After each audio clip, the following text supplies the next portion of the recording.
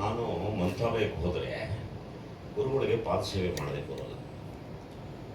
ಅದನ್ನು ತಮ್ಮ ಮಾಧ್ಯಮದಲ್ಲಿ ಎಲ್ಲರೂ ಬಂದಾಗ ಭಾಳ ಅಪಮಾನಕರವಾಗಿ ಅವಮಾನ ಮಾಡಿದ್ದಾರೆ.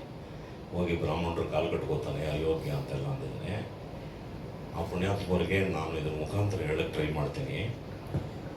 ರಾಘವೇಂದ್ರ ಸ್ವಾಮಿಗಳು ಕೂತಂಥ ಜಾಗದಲ್ಲಿ ಈ ಸ್ವಾಮೀಜಿಗಳು ಕೂತ್ಕೊಂಡು ರಾಯರು ಯಾವ ವಸ್ತುಗಳನ್ನು ಸುಧೀಂದ್ರ ತೀರ್ಥರ ಕೈಯಿಂದ ತಗೊಂಡು ಅವರು ಪೂಜೆ ಸ್ಟಾರ್ಟ್ ಮಾಡಿದ್ರಲ್ಲ ಅದನ್ನು ಇವರು ಪೂಜೆ ಮಾಡಿದ್ರು.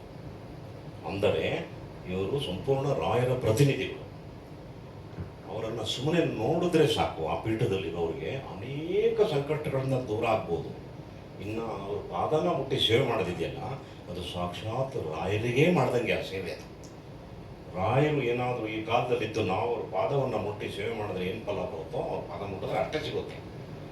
ನನ್ನ ವಿನಂತಿ ಏನು ಅಂದರೆ ದಯವಿಟ್ಟು ರಾಯರ ಮಠದಲ್ಲಿ ಜಾತಿಗಳನ್ನ ತರಬೇಡಿ. ಜಾತ್ಯತೀತ ಮಠ.